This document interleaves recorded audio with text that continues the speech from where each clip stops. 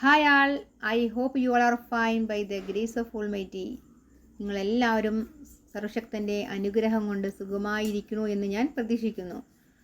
അപ്പോൾ നമുക്ക് തുടങ്ങാം. എനിക്കൊരു കാര്യം പറയാനുണ്ട് എന്ന് വാക്ക് നമ്മൾ പഠിച്ചു അല്ലേ? I have to tell you one thing എന്ന് നമ്മൾ പഠിച്ചു. അപ്പോൾ നമ്മൾക്കിന്ന് അതിൻ്റെ നെഗറ്റീവായിട്ടുള്ള കാര്യങ്ങൾ എന്താണെന്ന് നമുക്ക് നോക്കാം. എനിക്ക് പോകാനില്ല, പോകേണ്ടതില്ല, പഠിക്കേണ്ടതില്ല, മനസ്സിലാക്കേണ്ടതില്ല, ഞാൻ നിങ്ങൾക്ക് തരേണ്ടതില്ല, അങ്ങനെയുള്ള വാക്കുകളുടെ ഉപയോഗമാണ് നമ്മൾ ഇന്ന് പറയാൻ പോകുന്നത്. ഞാൻ നിങ്ങൾക്കൊരു പേന തരേണ്ടതില്ല എന്ന് പറയണമെങ്കിൽ I don't have to give you a pen. നമ്മൾ കാണേണ്ടതില്ല, we don't have to meet. നിങ്ങൾ പഠിക്കേണ്ടതില്ല, you don't have to learn.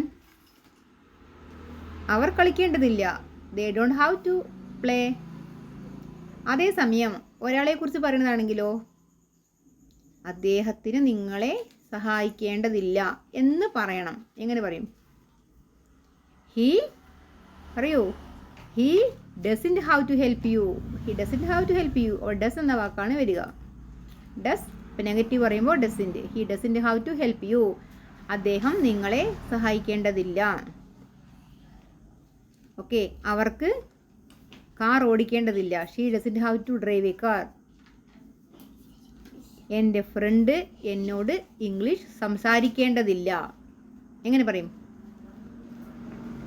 ആലോചിച്ച് നോക്കൂ. My friend doesn't have to speak English with me. Okay, അപ്പോൾ ഇത്രയും കാര്യങ്ങൾ മനസ്സിലായിട്ടുണ്ടാവുമെന്ന് വിചാരിക്കുന്നു.